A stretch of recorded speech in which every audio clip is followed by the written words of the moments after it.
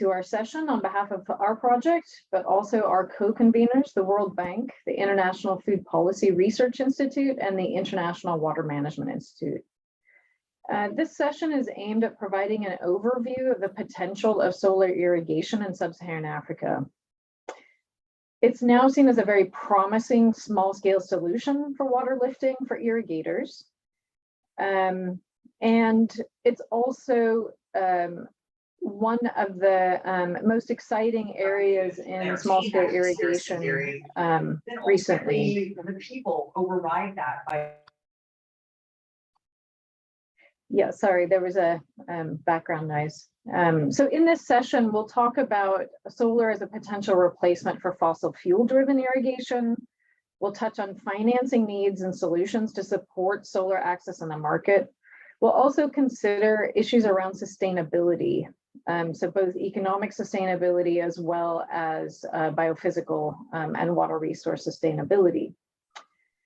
We'll have a few presentations, and then we'll engage with a panel of speakers on whether they see solar as really as promising as everyone seems to think it is at the moment, and whether it provides the type of climate adaptation and agricultural production that we're anticipating.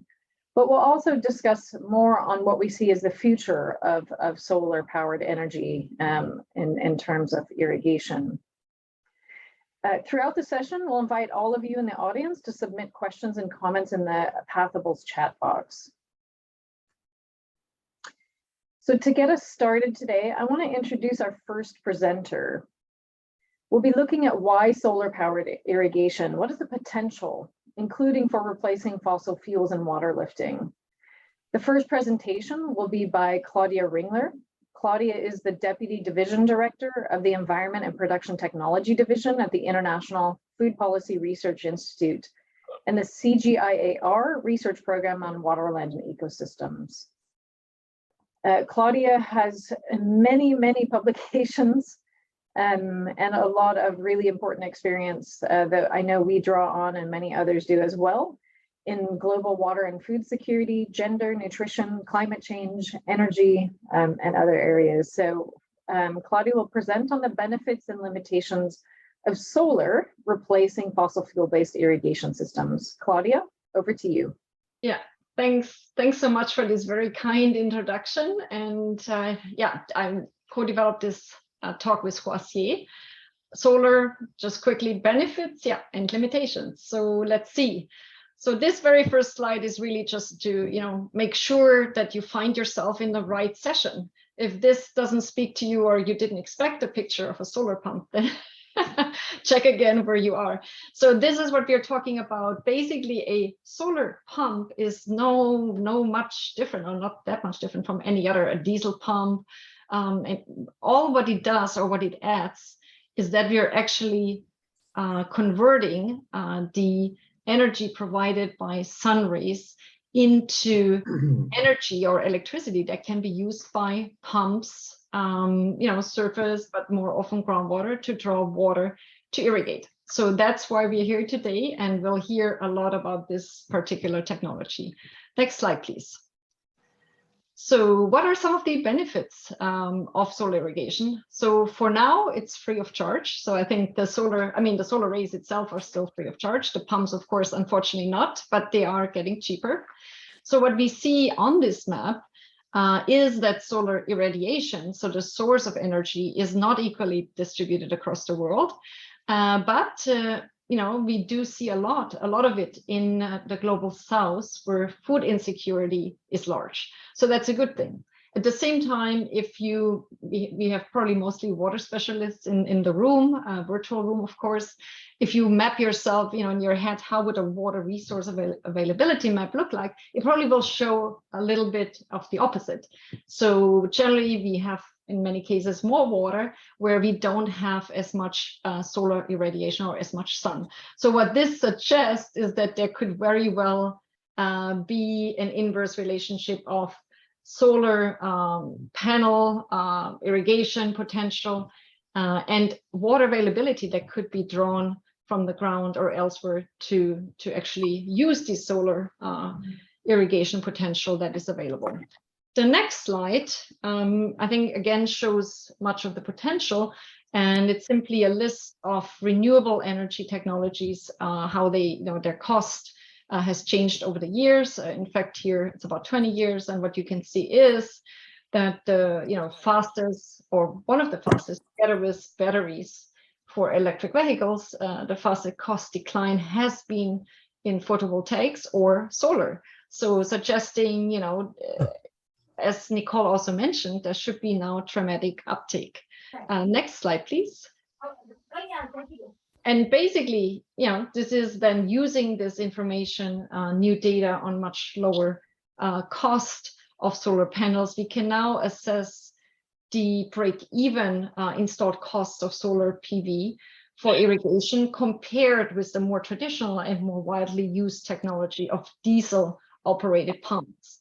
And what this slide shows is that solar panels are now really profitable or more profitable at different US dollar per watt costs across Sub-Saharan Africa. Here, the example, if we were to irrigate tomatoes with drip irrigation from groundwater. So basically, there's a lot of yellow suggesting that if you could get a solar panel or solar watts to these locations at a cost of $2 to $3 US per watt, then you should go for solar and not for diesel irrigation.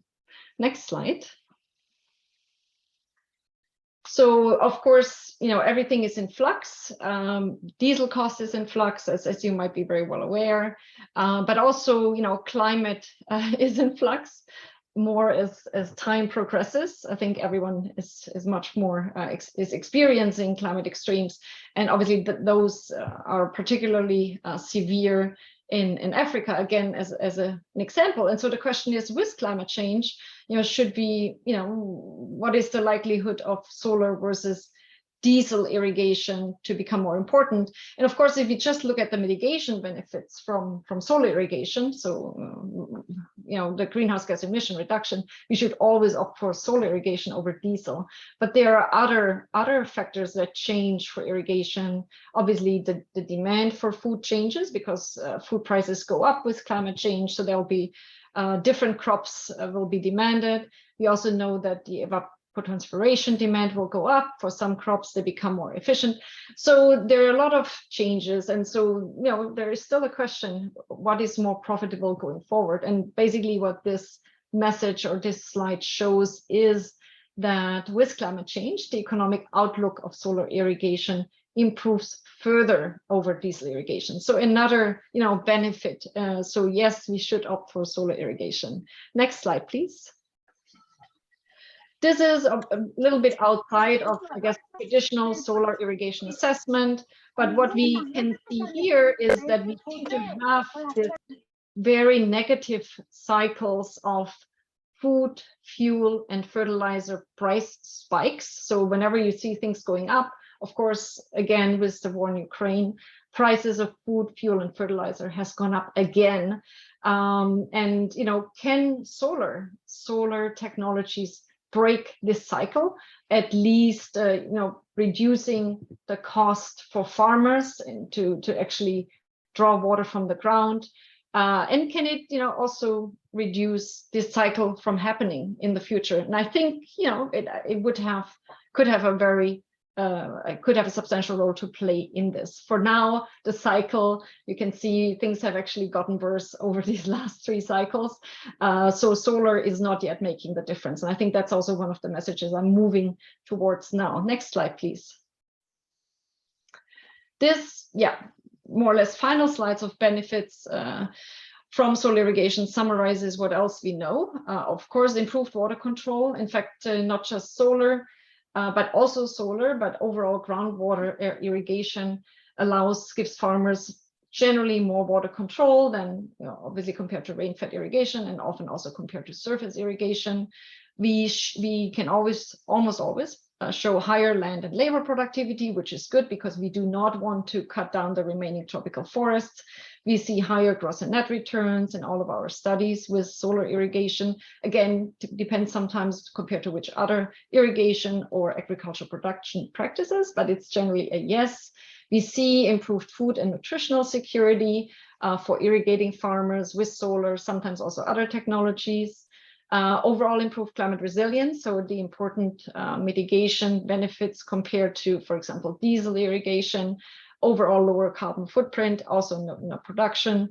And of course, if extra energy can be fed back from those larger solar systems to the grid, we get also maybe some incentive to reduce groundwater depletion, and these solar panels can be used for many things other than irrigation. So they can be used to, charge your mobile phone. Sometimes you can also use them for house systems, to light your house. Anyway, so more and more cold storage, more and more solutions are being developed. But then there are, of course, some negative impacts from solar irrigation development, such as increased water depletion. We do really more often see that. For example, there could be a farmer already having an electric well, very bad electricity access. He adds a solar pump or she adds a solar panel to this same well, and we generally see increased groundwater depletion. And of course, we don't have a cost, per liter. For example, for diesel, you have a liter of diesel fuel and you pay for that. And so you might be a little bit more conservative in how much water you pump. For solar, you don't have that. So that's why we see increased depletion. Often, of course, also expansion of irrigated area, which, can work in some places, but in other places, we might just damage the aquifer. And finally, I think a key point that I believe others will also make is that solar irrigation is taking off, but really still at a very, very small scale. Let's go to the next slide. So why is it taking off or not taking off as fast as we think it should take off? And this is just from a survey of 20 solar irrigation vendors taken in Abuja largely, and they were asked, what is limiting expansion of these solar pumps in central and northern Nigeria? So not, exactly where they're based, but more like, why are those farmers in northern Nigeria not buying these solar pumps like hotcakes? So the first reason that they mentioned, or the largest reason of why they think they're not buying these pumps, is lack of information and awareness. So I think that, at least on the African continent, seems to be, in the eyes of the vendors of these pumps, a key reason. And then, of course, there's still the cost factor. Costs have come down, but a pump in Nigeria probably costs, could very well cost more than a pump you might be able to find in another market. And then lack of financing, theft, etc., fake products. So those are all factors that the dealers are seeing. Next slide. And then I guess the other point, and I've already put the numbers down in the earlier slide, is that we only have around 300,000 solar pumps in use in India. And there is, but at the same time, India has the largest megawatt installed capacity of solar pumps for agriculture. So, so there's a big inequity in uptake. And so I hope that the other presentations will tell us more about it. And we're concluding with the last slide. So I guess what I'd like to say, solar is here to stay. Growth is supported by climate change, both adaptation and mitigation benefits. We do see substantial barriers to growth, especially in Africa, but also in Asia. There are challenges of women and poorer farmers accessing the technology. We need institutions to reduce depletion. We need more assessment of the economic viability of different energy sources. Of course, solar is a key solution, but we will often need a combination of energy sources. And of course, we need much more targeted solarized advice. Thank you very much for listening. Thank you, Claudia. So we've heard from Claudia Ringler now on, obviously there's many benefits, particularly when we look in the context of climate change. And we do see great potential for solar powered irrigation. But we also saw a few constraints. We saw a few risks, and then so our next presenters will be looking more at the prospects to actually take solar powered irrigation to scale. How do we enable more individual small scale farmers to use solar irrigation? Is there growth in use already? Is it small? Is it growing quickly? And why might that be? So to begin to consider these questions, I'm going to invite Juliette Besnard for our next presentation. Juliette is an energy specialist at the World Bank. She has over 10 years of experience in the energy sector, working mainly in Sub-Saharan Africa. And she's worked extensively on the productive uses of electricity and how to build the ecosystem to scale these technologies up. And she particularly focuses on fragile and conflict affected settings. And Juliette will be talking about innovative finance mechanisms to be able to scale solar irrigation in Sub-Saharan Africa. Juliette, over to you. Thank you, Nicole. Hi, everyone. I hope you can hear me. Thank you for the introduction. So yeah, let's focus on financing. Developers and communities across the board report that financing for connection and for productive use of electricity in general is a key barrier, with the high upfront cost for consumers to appliances, inadequate capital, access to capital. The World Bank recently published a report on the need for public funding to support off-grid solar systems, including irrigation systems. Public funding is needed to help off-grid retailers to enter more remote areas, to serve lower income customers, and to provide existing customer a better quality or level of service. Public funding can also safeguard the quality of products and service to protect consumers. So when designing public funding to support off-grid sector, it's important to keep in mind the overall financing needs of these companies to make sure that these companies have sufficient access to all capital and to avoid bottlenecks, which would limit their growth. Indeed, so these off-grid retail companies, they have different business strategies, accept different level of risks, and that's why public funding should be really adjusted to their needs, their specific needs. So usually a combination of supply side and demand side mechanism is recommended, with supply side mechanism which are directly going to the companies or investors and which reduce the cost of supplying the products to the end users. It also can reduce the risk of the investment.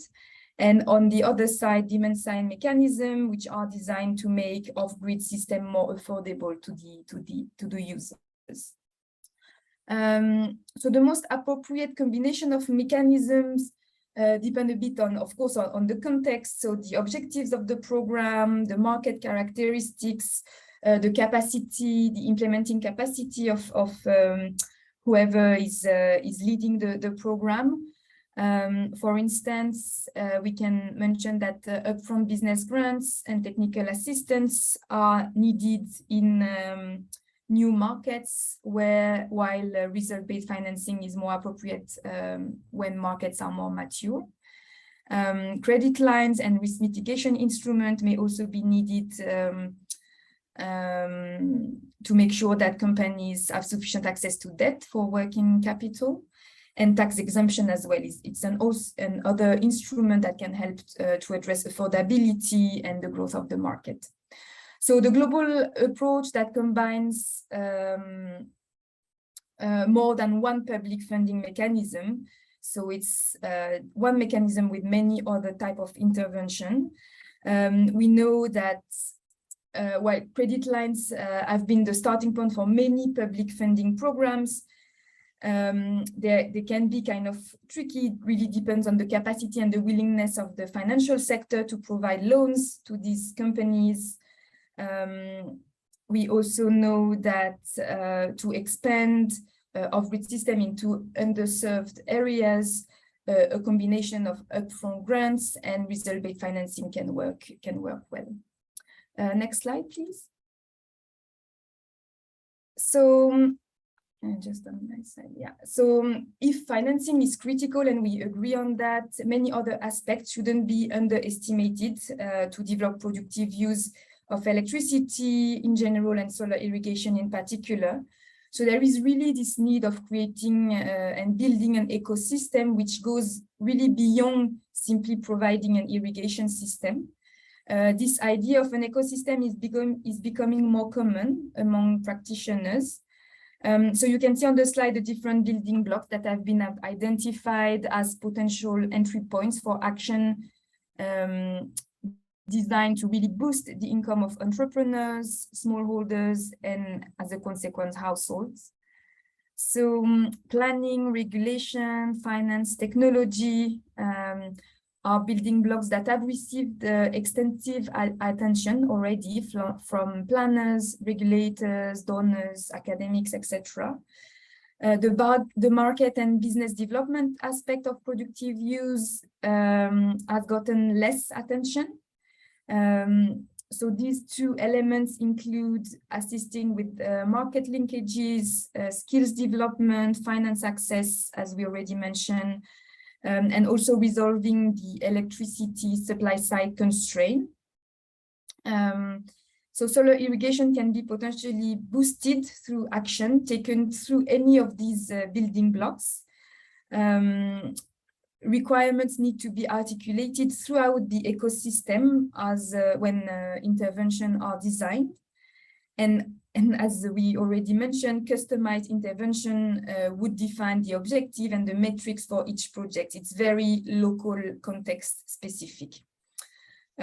Usually the projects are often selected on an opportunistic way, depending on the time frame. But overall, this ecosystem approach gives a longer term vision to scale solar irrigation. Thank you very much for your attention. Great, thanks, Juliette. This is a really great slide as well on the ecosystem, and you finished just in time as well.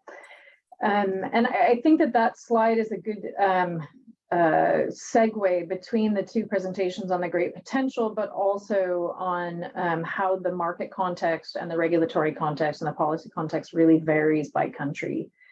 And we are inviting our next speaker, who is from the private sector and has a private sector perspective. So we've heard a little bit about public side, the public programs and what the public programs can do to address some of the constraints and strengthen the ecosystem. But we also need to look at what the private sector is doing and what the private sector needs are, because a lot of what we're seeing in solar irrigation isn't driven very much by public programs so much as driven by the market.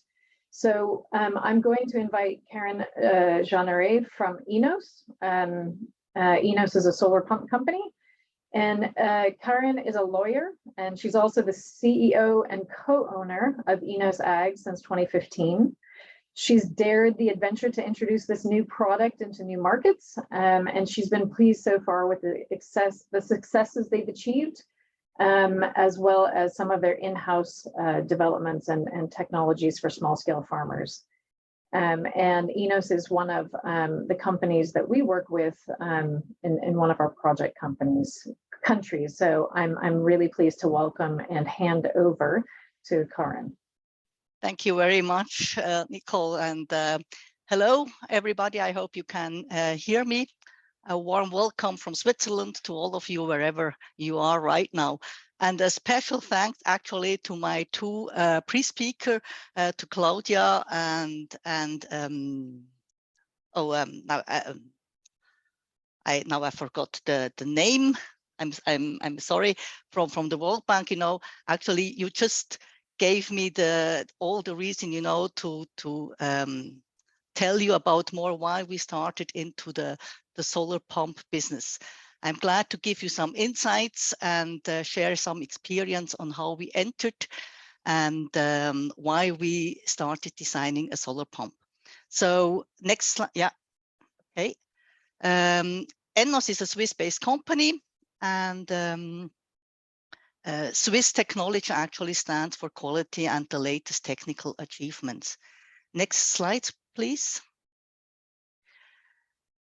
Since our company has a really great experience in the field of solar drives, we were asked a few years ago, to design a solar pump for the needs of small farmers. Before we started to design such a pump, we really asked, that the smallholders, what they need, what they expect from a pump, because we wanted to really have a pump specifically designed for their needs. And we realized that there was a demand now for modern irrigation technologies. There was a demand to move away from petrol pumps. There was a demand for a modern, cost-effective, but most importantly also for a reliable product. This we heard, and we knew that with our knowledge, we really could meet these needs.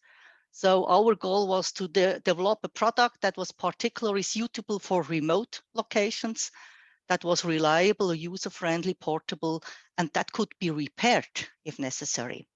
Next slide, please. So in the end, we came up with our solution. That's the sunlight pump. It's a high efficiency surface solar water pump. Actually, most often this sunlight pump is used for irrigation purposes, but there are also other applications like for drinking water. You can use it in combination with the filter system. You can use it for fish farming or for water supply for domestic use or livestock. By the way, we are in the market since 2016. Next slide, please. Now, when we develop this product, first you start by identifying the market for it. You're asking yourself, are there enough customers for this product? But let's make it simple. This market research was easy and quickly done because worldwide there are about 570 million smallholding farmers, meaning farms with less than 2 hectares. And only in Sub-Saharan African countries, you will meet approximately 250 million farmers. So the market to offer solar pumps is incredibly large, which, by the way, also has the advantage that various players in the market do not hinder each other, but on the contrary, stimulate each other. So I'm really glad to have other players for solar pumps in the sense of surface or submersible solar pumps in the market. This is very good. And what I would like to highlight is that not actually the size of the market that determines whether a product will be successful, but whether the product meets the needs of the customers. On the right side of the slide, no, I'll go back again, sorry. On the right side, you see where we started or where we are very active. This is, we started in Kenya, Uganda, and we are focused now on East and West Africa. India, we also cover by our manufacturer. And we are also starting now with distribution partners in Latin America. And since 2018, actually, we have steadily increased in our sales. Next slide, please. Let me first explain now what we consider as stimulating factors that end users will purchase solar water pumps. For me, the most important thing is, the end user must be convinced that he can increase his yield by using a solar water pump. Whether this is because he's no longer dependent on the rainy season and can therefore produce additional harvest. So this is when he was irrigating only by hand until now. Or whether this is because you save money by eliminating the cost of gasoline and diesel when switching from a diesel petrol pump to a solar pump. An additional benefit of solar water pump is also that you do not waste water because you will not use flooding method with a solar pump. And for me, it's also very important, I think I already mentioned it, is the quality and the possibility that on-site the product can be repaired. Cheap products that we have seen and heard from our dealers, cheap products that break too quickly are no longer appreciated in remote areas. Next slide. Actually, entry into the solar market was slower than originally expected. Although everyone assured us, that solar water pumps were in demand, we found that confidence in a new brand had to be built up first, especially when the price is higher than conventional diesel or gasoline pumps or cheap electric pumps, for example.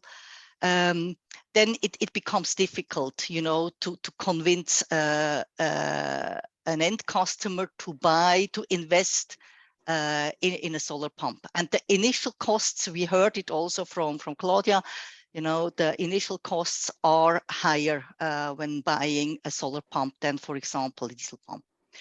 But I've seen with the right partners in place who have the experience with solar systems and pump installations, and when they also can evaluate new technologies and the quality of a product, then it's possible to raise customer awareness for a new product. We are now in the situation where our brand is well known, but often the price is still an obstacle to purchase. We are also therefore happy, that we can offer pay-as-you-go solution, then can give distributors an option for payment modalities. And I'm really also glad to see organizations and partners like World Bank or USAID, for their programs, because, for example, in Uganda, we see an enormous impact on their subsidies programs, and we have good orders coming from Uganda. Next slide, please.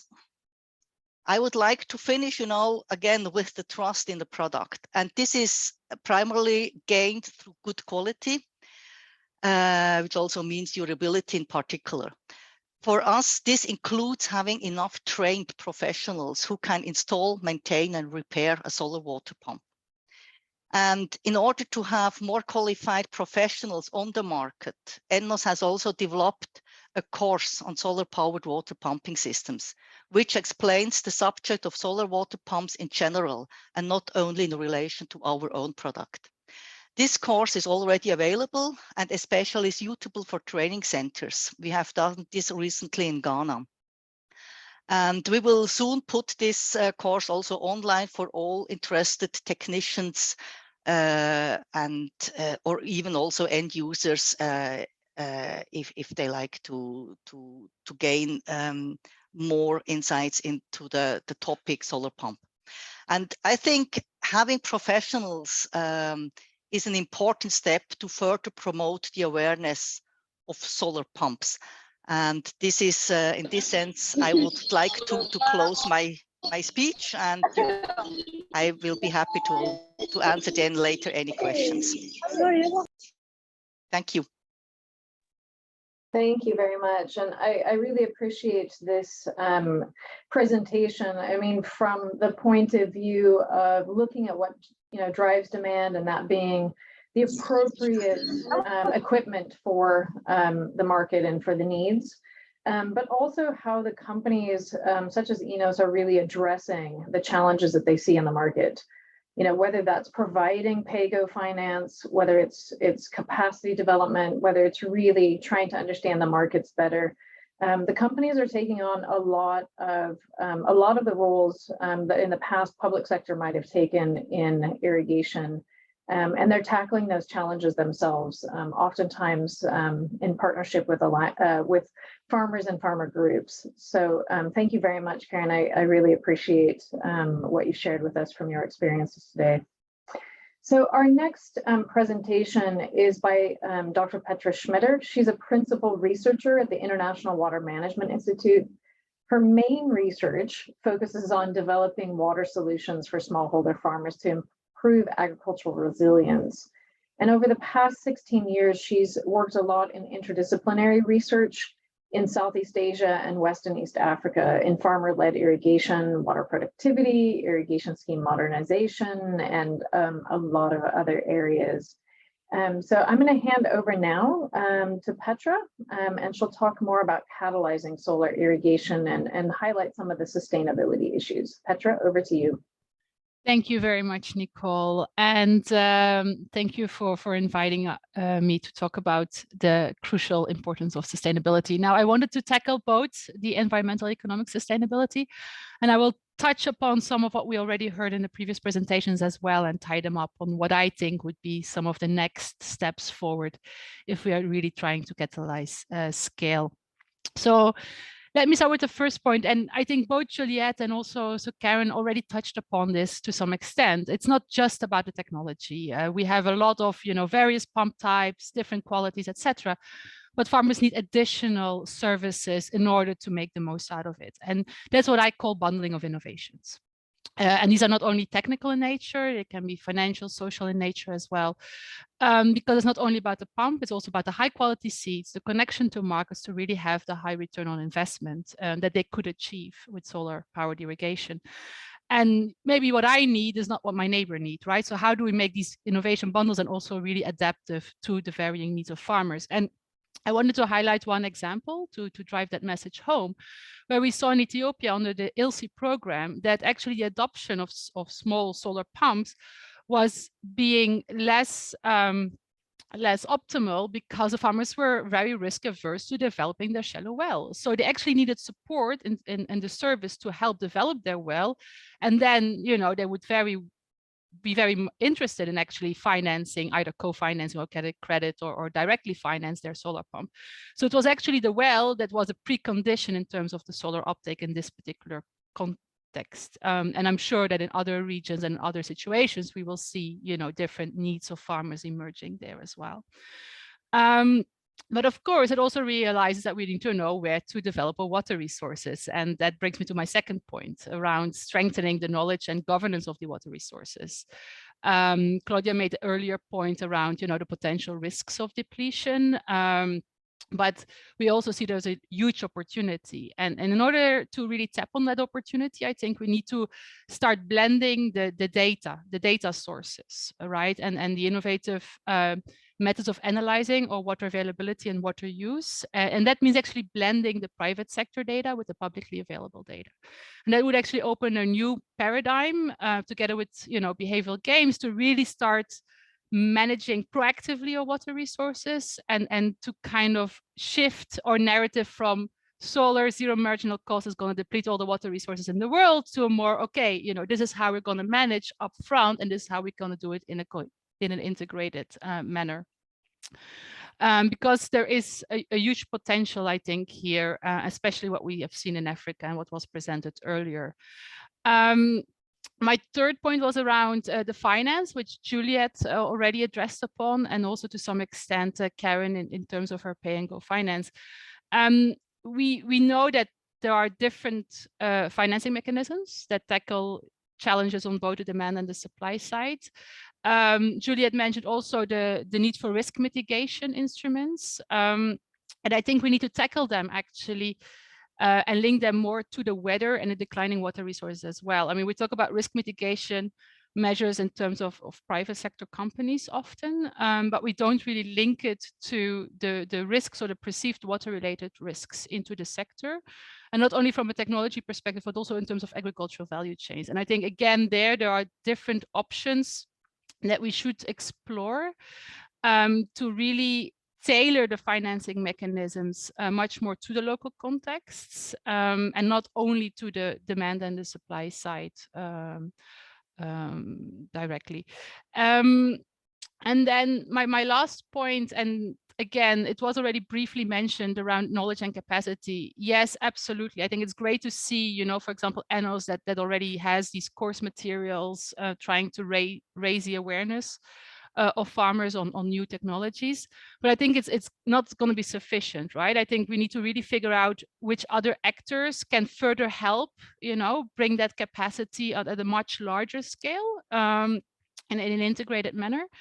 But I think it also shouldn't stop on just the capacity building of the technology, so the awareness of the technology and even, how to most sustainably use your water, but also the knowledge of the actors along the value chain. And I think that's something that we saw under the ILSI program, that even certain companies weren't aware that there was a huge potential and a huge demand in certain areas, right? So it's also about the knowledge and the capacity, I think, for the private sector, for the companies themselves. And these can be agribusinesses or technology providers, and enhance their knowledge equally, so that you really have actually a sustainability along the whole value chain that comes through when it comes to knowledge, capacity, and roles of actors. Those were my 4 key points. I hope I was within time, and I'm happy to hand over to the next speaker. Great, thank you, Petra. That's very concise and really pulls together a lot of the main issues into those different types of factors that we need to be looking at.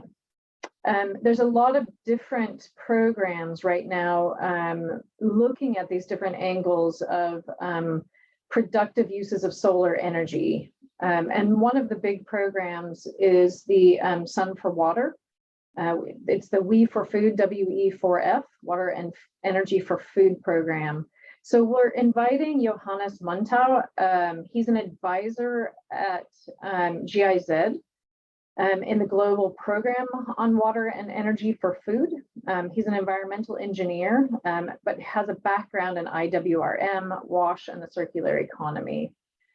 He works on climate, agriculture, water, irrigation nexus. So it seems like we're going, a little bit beyond the WEF nexus as we go further into solar, and focuses on Sub-Saharan Africa. And he also works on capacity building and knowledge management, which is a point that we've heard from the last couple of speakers. So Johannes, I'm handing over to you. Please go ahead. Thank you, Nicole, and hello everyone, and thank you for inviting me and giving me the word and the opportunity to talk about how to scale solar-powered irrigation and to address climate change adaptation in Sub-Saharan Africa. Next slide, please. As Nicole mentioned, I'm I'm an advisor at the international initiative We for Food, and We for Food is an initiative of BMZ, EU, Netherlands, CEDA, and USAID. And We for Food tries to increase food production by scaling local innovations and supporting local SMEs. By helping them to support water energy efficient innovations, or to provide water energy efficient innovations for smallholder farmers. And coming to my input, and the question Nicole asked us, if small-scale irrigation is a bright future or a broken promise for Sub-Saharan Africa, we think as We for Food that is a bright future, and especially solar-powered irrigation has a bright future and is a key solution to achieve climate resilient agri-food system transformation in Sub-Saharan Africa. But we need for this a strong team play between the public and the private sector, as also Petra mentioned before. And also what we need, if we look to scale small-scale irrigation or solar-powered irrigation, that we need to democratize access to the innovation itself, the technology, but also to the inputs, the finance, and the markets for smallholders, and to enhance the capacities and the knowledge between all water, energy, food nexus stakeholders, but also irrigation stakeholders. Next slide, please. And yeah, so as we heard, I think we all agree that we need to somehow climate resilient agri-food system transformation. And we also heard from the previous speakers that we need to address several challenges, such as climate change, such as the recent conflict, so that we ensure that we also have a future food and water security. And here, especially women and men smallholder farmers play a major role. They are the basis for agri-food systems and are critical to feed the future. But especially they have still lack access to knowledge, inputs, finance, technology, and markets, especially also for SPIS. And therefore, we for Food aims, and we need to develop strategies, nexus strategies, but also agriculture strategies and a holistic approach to scale innovations such as small-scale irrigation, but also solar cooling and so on, and which address the key constraints for smallholder farmers. And if we succeed, there are predictions that we can lift more than 140 million people out of hunger and poverty with low investment costs in Sub-Saharan Africa. Next slide, please. As we heard also from the previous speakers, that therefore, to scale small-scale irrigation, we need a strong collaboration between the public and the private sector. We need to work hand in hand to achieve the system transformation. And also to touch on what Karen was saying before, there's a really high potential and a high serviceable market in Sub-Saharan Africa. And right now, the market is addressed mainly by the private sector, and the public sector needs to come in as well. So if we look at the figure and taking out some of the constraints, it is predicted that by 2030, 2.8 million farmers can or could access small-scale irrigation if we are doing the scaling and the enabling and helping the enabling environment. Next slide, please. And to sum up and to showcase what the role of We for Food or the development cooperation agencies could be, is to bring the private sector and the public sector together and help to democratize the access and helping to develop a sustainable and suitable market-based approach. And We for Food is doing this by trying to strengthen the global to local small-scale irrigation knowledge networks, try to bring all the actors together, build strong working relations, and also try to mobilize resources, knowledge resources, but also financial resources, which help smallholder farmers to access small-scale irrigation. Further, We for Food tries to together with local, regional, and global knowledge and education institutions, it tries to enhance the capacity development along all the stakeholders of the food agro value chain. So we try to enhance the capacity development for the innovators, the private sector, the multipliers, the technicians, but also financing institutions, so that every stakeholder knows or has an idea where the access gaps are and how to address smallholder farmers, so that we are all able, that we are together able to develop inclusive SBS business and financial models. And further, We for Food also works together with the policy makers and tries to also increase or enhance the enabling environment by advising on how to address WEF nexus, but also irrigation issues in agriculture, but also WEF nexus policies. Thank you.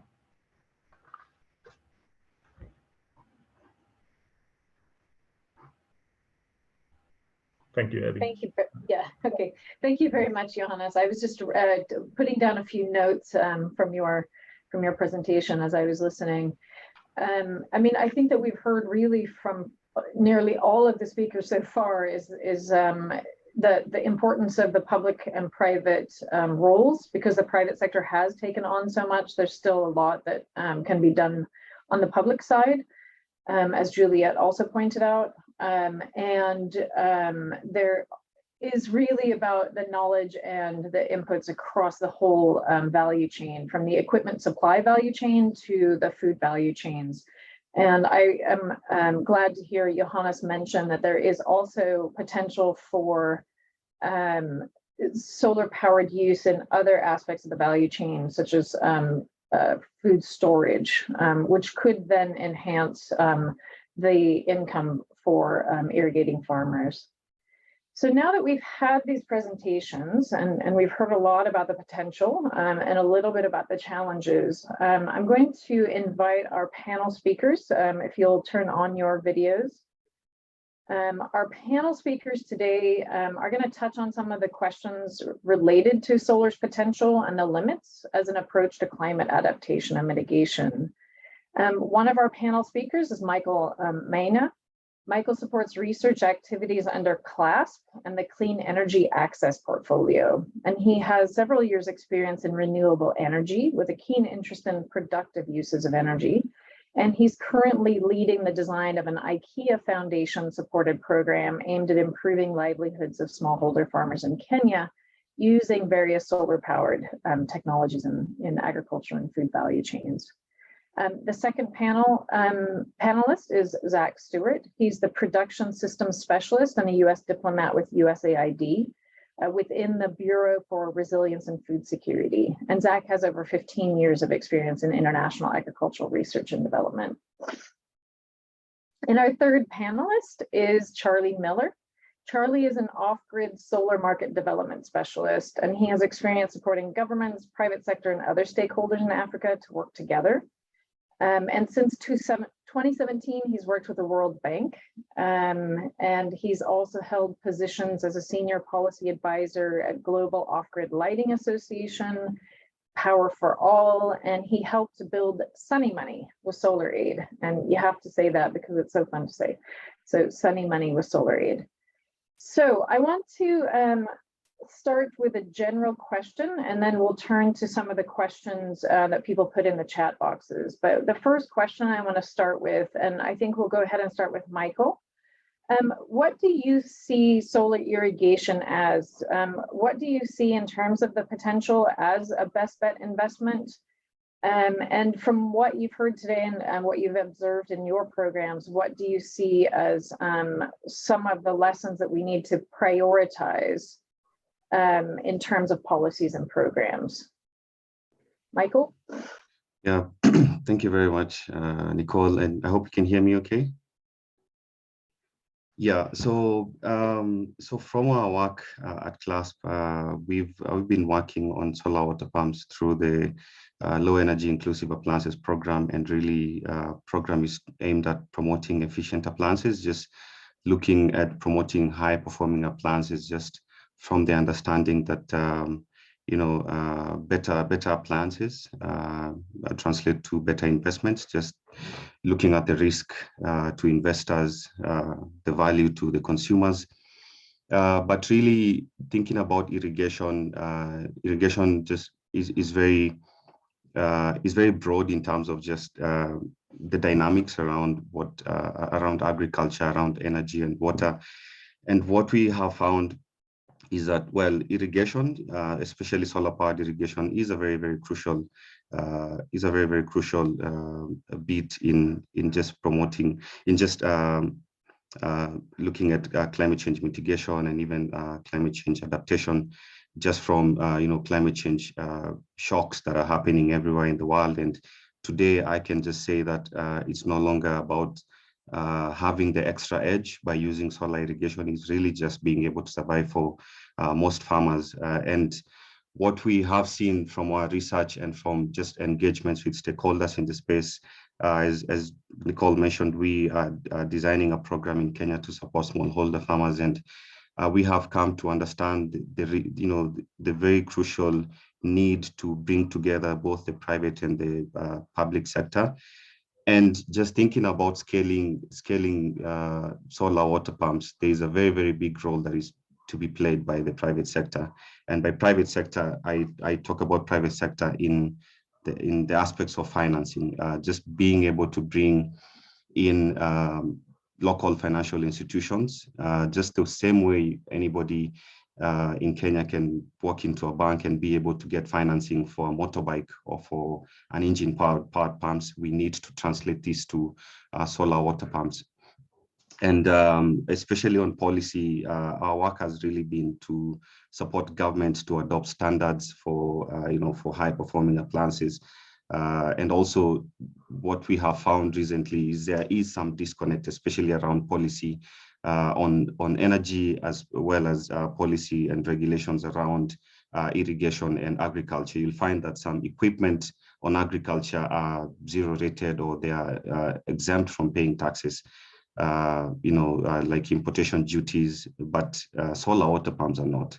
Yet it's kind of they're very well related, and you see there is a very, very big need to bring like a critical mass from the private sector and other stakeholders like donors and development partners to be able to push for these policies that are favorable to the sector, and also looking at the end user.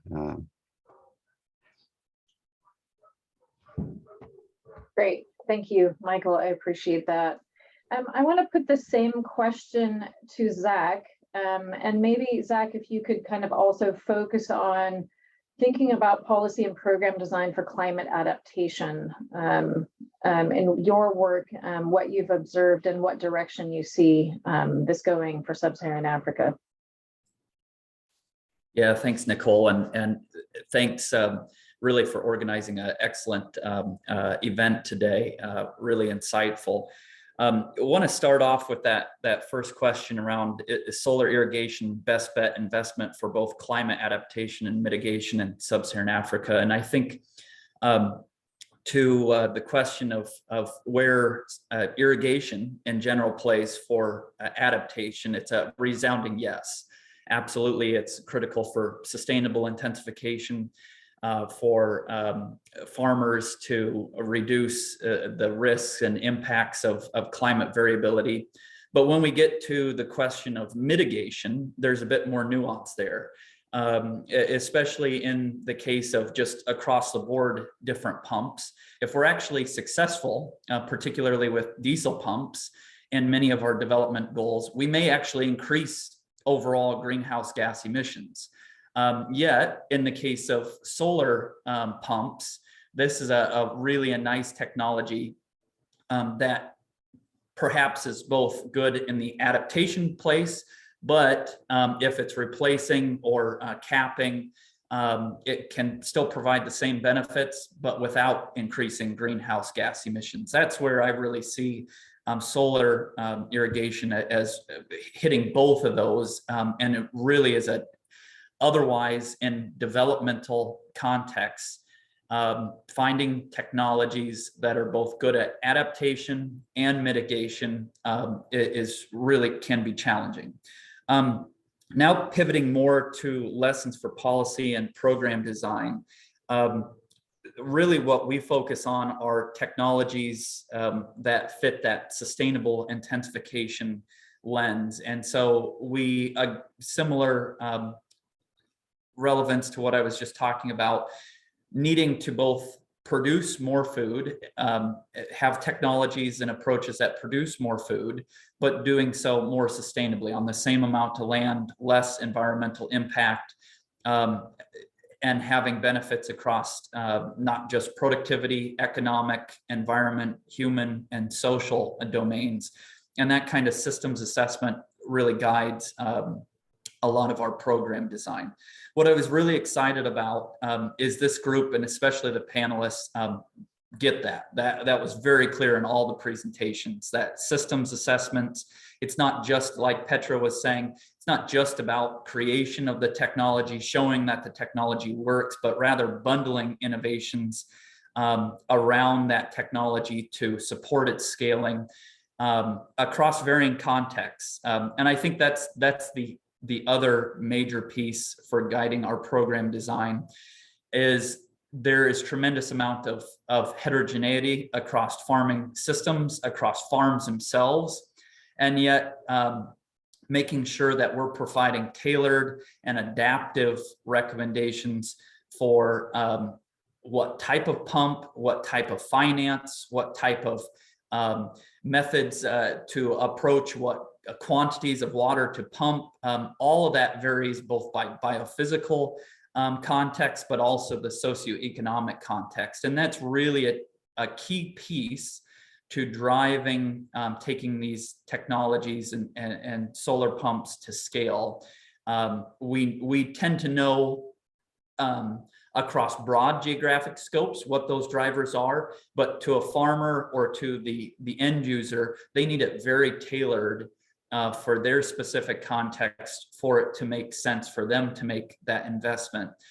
That's often very knowledge intensive, but it's what I call a leapfrog technology. We still need to keep that level of precision at the field level. So those are two major areas that we've prioritized in our program design. Back to you, Nicole. Great. Yeah, thanks, Zach. And I mean, I think that irrigation and looking at irrigation technologies is, you know, because it sits in this WEF nexus, and we're having to think about, water and conservation and environmental issues. You know, we're touching on issues that some other types of solar technology may not. I don't think we get asked the same questions maybe about solar cooling or threshers as we do with irrigation technologies. So I think that this is, it is a more knowledge intensive technology and subsector than some of the other productive uses of solar. Charlie, I want to go to you next. I mean, you know, we've heard from Michael, we've heard a little bit from Zach, and you sit within a little bit different area of programs. And I was wondering if you could share with us any particularly good examples where we are seeing changes in public approaches, where we are seeing some proactive policies maybe, or where we're seeing some ways that governments are addressing the, you know, regulation of this industry broadly.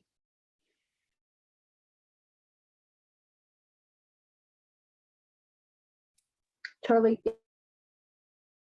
Thank you, Nicole. Can you hear me okay? Yeah, you're a little bit quiet, but we can hear you. Okay, thanks very much. Yeah, I mean, I've been working with the World Bank on a productive uses, off-grid solar productive uses in a few countries.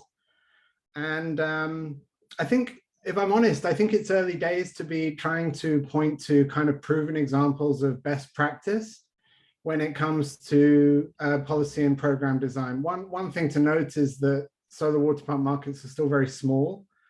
You know, I guess, you know, when governments are looking at these markets, they're looking at them side by side with much more mature markets and thinking, you know, where are my policy reform efforts best directed? And normally it is towards those bigger markets where, you know, shifting the needle on the efficiency of air conditioners would make a much bigger difference to the nation than improving the quality of solar water pumps, for example.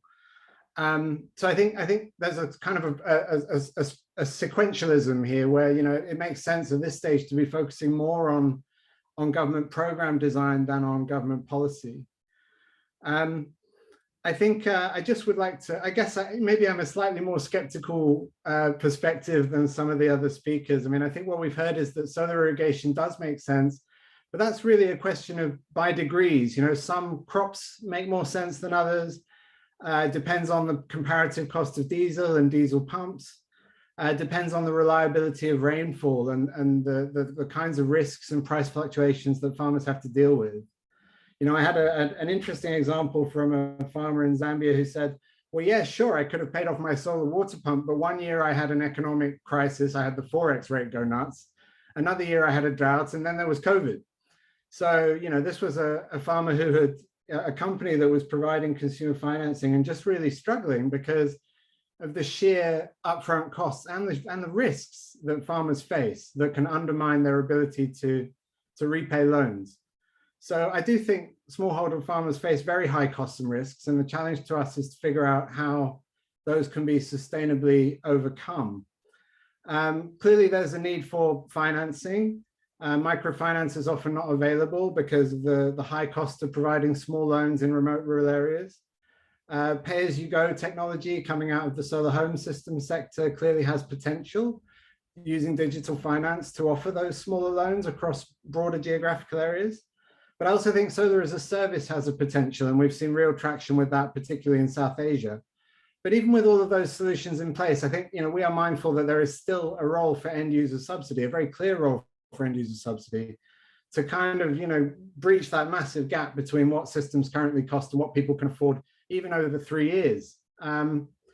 So there's that. And then I think on the other side of it is overcoming the farmer risks, where, you know, we need to be going beyond just the quality of products.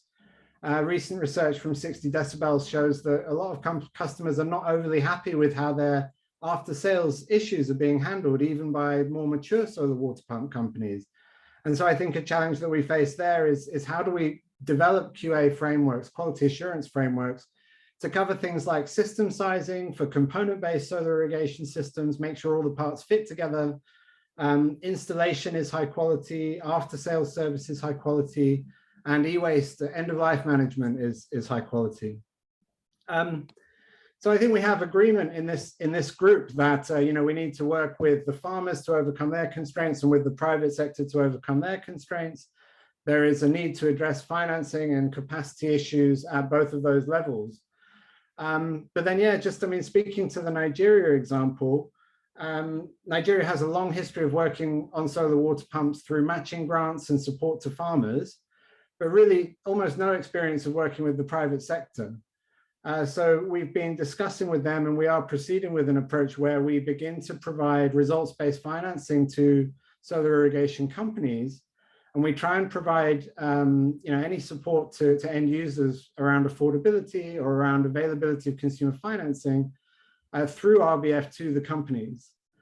And I think that the issue I would sort of conclude with is just what a mindset shift that is. That recognizes that the ecosystem for irrigation solutions is really very complex, and that if you're working across end users and the private sector, you need quite a broad range of skills. The ACRISAL program in Nigeria will introduce supply-side results-based financing for the first time, but we felt that it was a step too far to try and address the working capital issues, which companies are also very likely to face.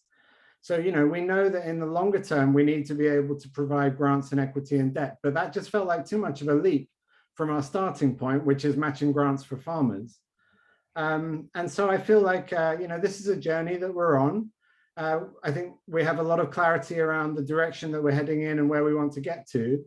But in terms of building capability within governments to design and implement these programs, to work with the private sector on market-based solutions, really in a very different way to the way that they've been working until now, that's going to be a challenging undertaking. And I think it requires a mindset shift. It requires recruitment of people with private sector experience.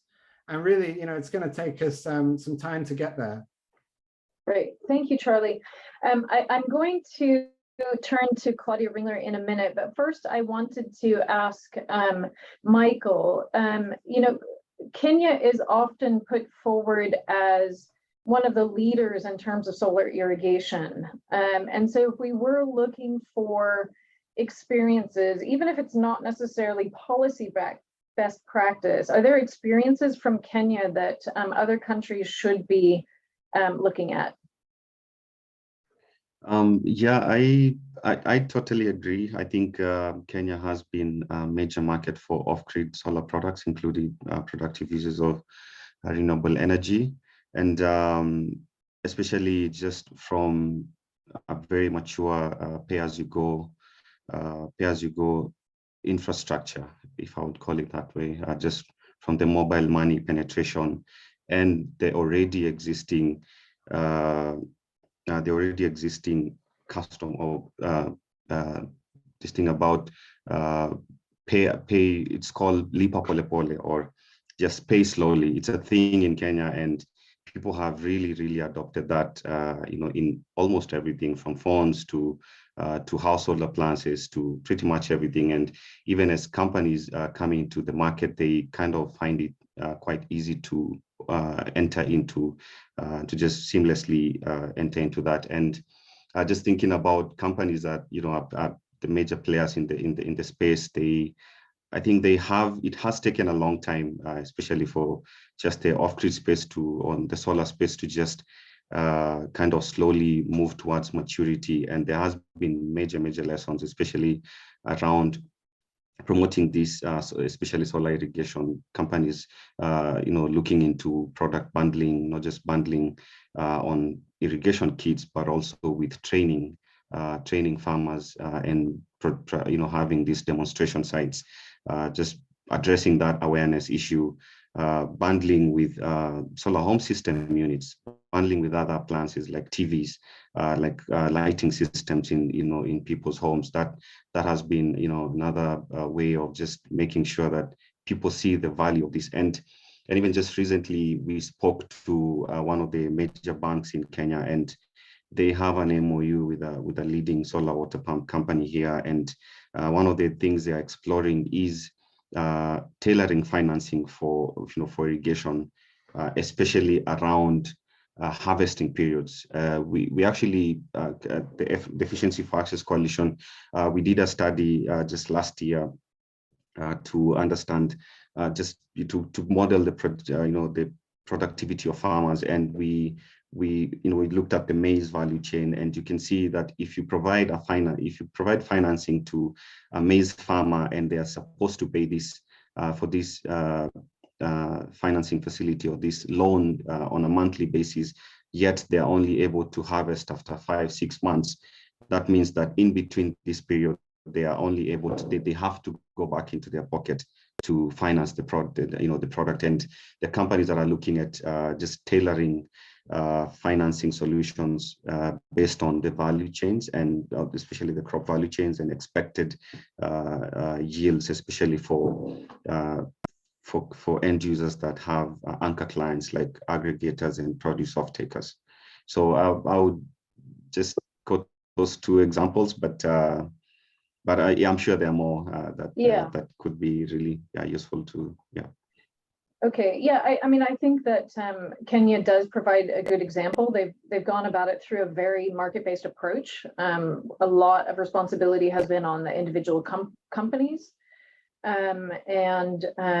whereas other countries are taking a much more public sector and subsidy approach. So I think that there's a lot that we can learn from the Kenya case. And I'm really interested in the fact that you mentioned maize. I've also spoken with Harvest Fund, which works in Zambia on solar irrigation for maize with women's groups.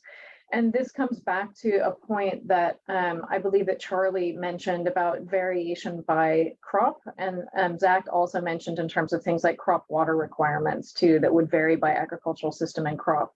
So I wanted to just take a minute and go back to Claudia Ringler and the study that was done by IFPRI.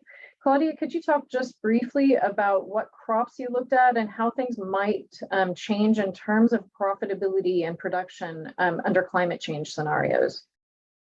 Sure, yeah, just very quickly. So correct, with more profitable crops. So if you just wanted to put in a solar system, farmers are much more likely to take it up if they irrigate, let's say, rice okra rotation in Nigeria compared to a cowpea maize rotation. So basically you can double the area that can be irrigated with solar. And in general, so of course it is an investment, so you want profitable crops, but also compared to diesel, we find that the more water intensive crops are, lend themselves more easily to solar irrigation as compared to diesel, because with diesel you have to kind of pay more and more and more, right, to irrigate water intensive crop, whereas for solar you put your, you size the panel, and then you can deal very nicely with the water intensive crops. With climate change, obviously it's actually on the margin. Solar, the profitability improves pretty much across all crops. But yes, I think farmers will first go for the more profitable crops. As costs keep coming down and knowledge of the technology improves, we will certainly see more food security crops as well. Thank you. Great, thank you. Yeah, and we're beginning to see that in small ways across different countries. I know we're seeing it some in Ghana, particularly using solar. We think about solar irrigation, but we haven't really mentioned today is solar pumps that are being used a lot in the poultry industry, as well as with livestock. So I think that we have to start thinking more broadly, not just in terms of irrigating high value crops, but how the solar pumps could be brought into other types of production. I wanted to ask Zach, from a development partner point of view, coming from USAID, how are development partners approaching the complexities and this intersectoral nature of solar irrigation? I mean, but kind of irrigation writ large, obviously, but solar brings in a power element. And how are the development partners grappling with and approaching the complex nature of irrigation and climate adaptation? Yeah, great question, Nicole. I think it really starts with systems level thinking, multidisciplinary level thinking, different goals needing to simultaneously maximize synergies and minimize trade-offs across those disciplines. That's usually a starting point. And especially towards those more climate change goals, balancing being able to be adaptive, again, with that mitigation piece. Oftentimes we're asked, okay, the technologies in a developing context, we need to reduce greenhouse gas emissions, but instead, especially change the narrative a bit to focus more on greenhouse gas emissions intensity, especially with different especially with irrigation technologies. But like I mentioned before, solar irrigation being able to do both simultaneously. So, I'm not sure I have much more than that, except multidisciplinary thinking, systems approaches, maximizing synergies across those vary, again, by context, by system, and thus being able to tailor the approach to the context and to the last mile user, but that general structure. Right, okay. I'm actually going to, I'd like to actually end on that note. I mean, I think that one of the things that we've heard fairly consistently across both our speakers and panel is that importance of bringing the public and private sector together. Looking at those issues, I mean, Charlie touched on those a lot as well. It's, the trade-offs and managing those trade-offs. And I think that goes back to the main debate that we wanted to touch on in this session, which is it is a best bet technology, but we have to work carefully and in collaboration to avoid the pitfalls that might make it go off track. So I would like to close here. I want to thank all of the participants for joining us, and I especially want to thank our speakers, our presenters, and our panelists for joining today. We will be putting the information, so we'll put the presentations and some other materials on our project website. So you can look at the Innovation Lab for Small Scale Irrigation website to find some more information, and also if you wanted to have a closer look at the presentations that were provided today. So thanks everyone for joining, and wherever you're at, have a good evening or have a good day. Bye, everyone. Thank you. Bye. Bye. Thank you. Bye-bye. Thank you.